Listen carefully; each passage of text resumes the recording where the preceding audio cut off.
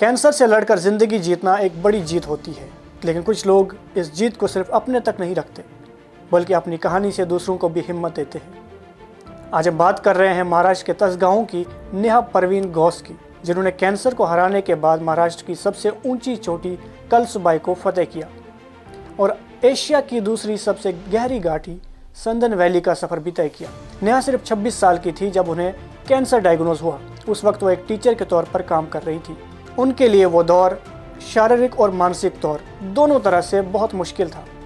उन्हें ये भी पता नहीं था कि वो इस बीमारी से बच पाएंगी या नहीं, लेकिन इसी अंधेरे दौर में उन्होंने एक फ़ैसला किया, हार नहीं मानेंगे और ज़िंदगी को दोबारा नए तरीके से जिएंगे।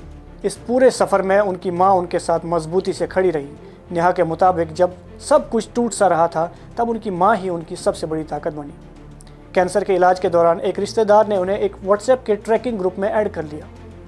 शुरू में नेहा सिर्फ उनकी तस्वीरें और उनके एक्सपीरियंसेस देखती थी, लेकिन धीरे धीरे उन्हें यह एहसास हुआ कि शायद नेचर के करीब जाकर ही वो अपनी ज़िंदगी को एक नई शुरुआत दे सकती है। लगभग 1.5 साल तक ट्रीटमेंट चलने के बाद नेहा ने अपनी पहली छोटी ट्रैकिंग की।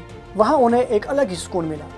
उन्होंने महसूस किया कि लोग उन्हें एक पेशेंट के तौर पर नहीं बल्कि एक आम इंसान के तौर पर देख रहे हैं। इसी हौसले के साथ नेहा ने कलसुबाई पीक चढ़ने का फैसला किया।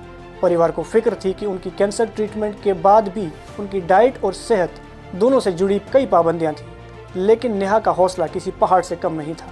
उनका एक जुमला दिल को छू लेता है। वो कहती हैं, हम आईसीयू के बेड पर अपनी मर्जी से नहीं गए थे, लेकिन कलसुबाई की चोटी पर हम अपनी मर्जी से जा रहे हैं और हमने खुद जो रास्ता चुना है उसको ज़रूर हम पूरा कर सकते हैं। ट्रैकिंग के दौरान घना कोहरा, ठंडी हवाएं और रास्ते मुश्किल थे, लेकिन इसी सफ़र में नेहा ने जुगनुओं की रोशनी से जगमगाता हुआ एक खूबसूरत मंजर भी देखा जो उनके लिए किसी सपने से कम नहीं था। और जब वो कलसुबाई की चोटी पर पहुंची और उगता हुआ सूरज देखा, तब उन्हें लगा कि ज़िंदगी ने एक नया ही मतलब दे दिया है। नेहा की कहानी सिर्फ कैंसर से जीत की कहानी नहीं है, ये हौसले, उम्मीद और खुद पर भरोसा रखने की कहानी है।